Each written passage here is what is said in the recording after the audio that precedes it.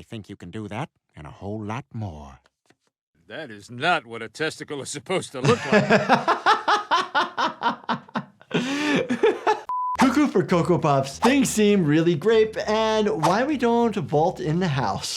Today, we're back at it, breaking down and reacting to the possibly offensive medical scenes and wild injuries from Family Guy number 18. Let's dive right in.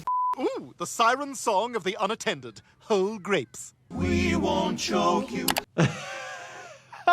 Sometimes actually when you swallow a grape and it goes into your esophagus, if you didn't actually chew it well, it feels like it's stuck in your airway, but more in the sense of it's pushing on the trachea, giving you that sensation.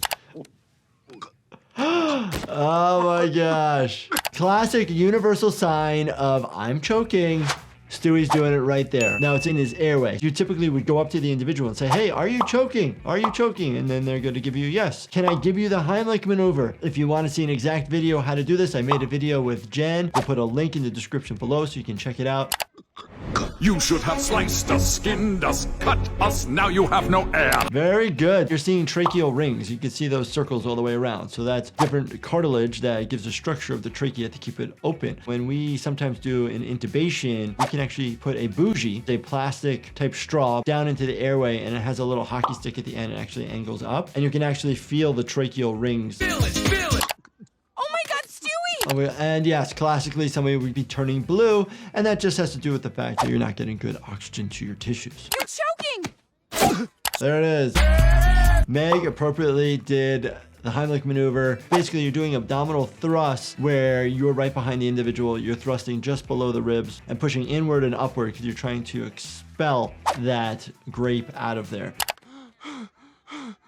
Meg, you saved me. When it comes to infants, you would actually do chest thrust, and you'd actually hold the individual baby down, and then you actually flip them over and do hits to the back gently to try to get it out. I think you can do that and a whole lot more.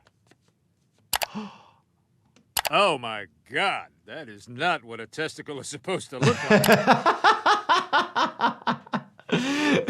Individuals that have testicles should be doing at least weekly exams on themselves to check the testicle and make sure that there's no abnormal growths, lumps, pain, anything weird.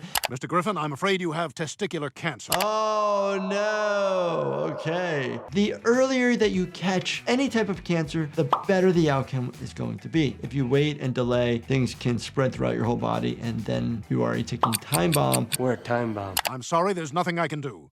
Oh, I think maybe there is.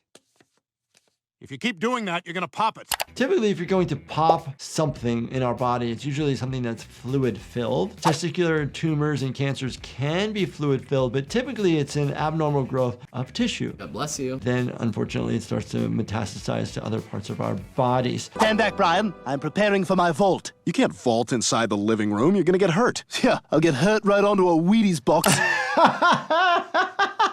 Wheaties is the type of cereal that's not the best tasting. It's notoriously known for putting athletes on the box.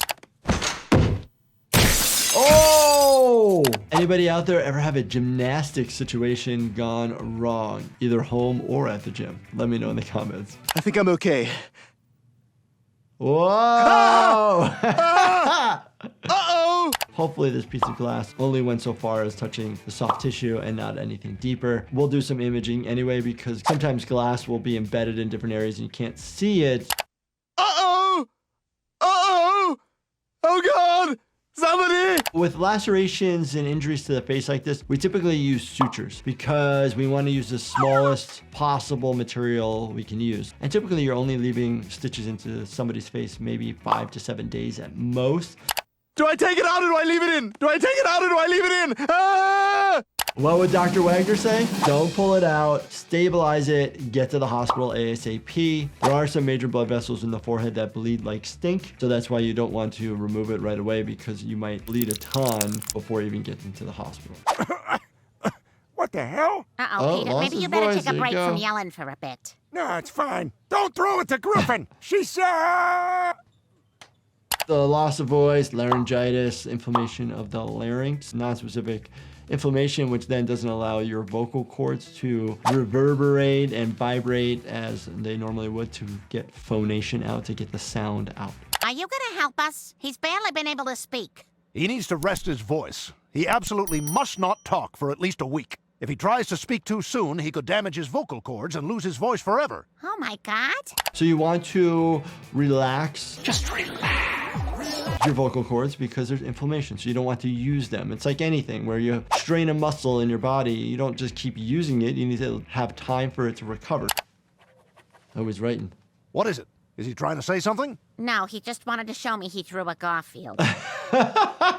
Singers get this a lot where you can actually get some like growths on the vocal cords. I am living with notes. There's a lot of different things that could occur, but most commonly it's just inflammation. Could be just from overuse. Definitely get checked out. Have somebody take a look at it, especially if it's going on longer than a few days.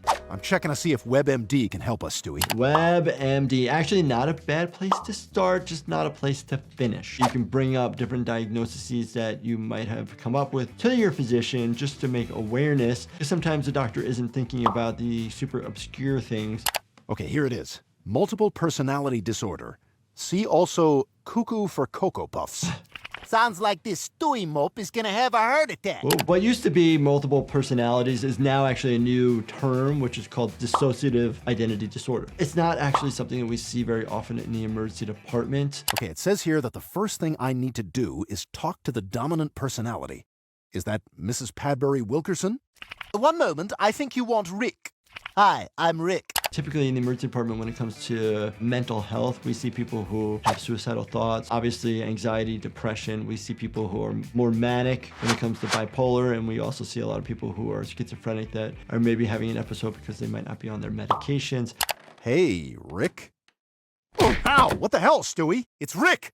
I'm just your average guy who likes to beat up dogs because it makes me feel in control when my wife and 3 daughters emasculate me. Punching somebody in the face with your bare hands is actually going to cause a lot of trauma to your own hands, so I highly advise not to do that. You can break different parts of the jaw as well as the maxilla and the nose. Wow! Stop! Wait! I want Mrs. Padbury Wilkerson back! We have a black eye depicted by basically the graying out of the eyelids. The biggest thing we see with that is it bleeds a lot around the eyes, so you get a lot of pooling of blood, and typically it'll actually come down and pool below. That is normal, and then it'll eventually go away. Sorry, Mrs. Padbury Wilkerson is in the loo. Ah! Bring back that southern guy! Sorry, I'm busy watching Mrs. Padbury Wilkerson use the John. By definition, this disorder is basically 2 or more different personality states that are typically brought on by previous traumas. My 14 plus years being an ER doctor, I have not actually seen somebody come to the emergency department with this type of dissociative identity disorder. Family Guy always does it well. If you guys want me to continue to do these Family Guy scenes, let me know in the comments. Also, big new things on the horizon. Check out my brand new supplement company, Life Happens. If you enjoyed this, definitely check out this playlist right here. And as always, make sure you subscribe, turn your bell notifications on, and hit that like button for me. Thank you so much for watching, and stay healthy, my friends.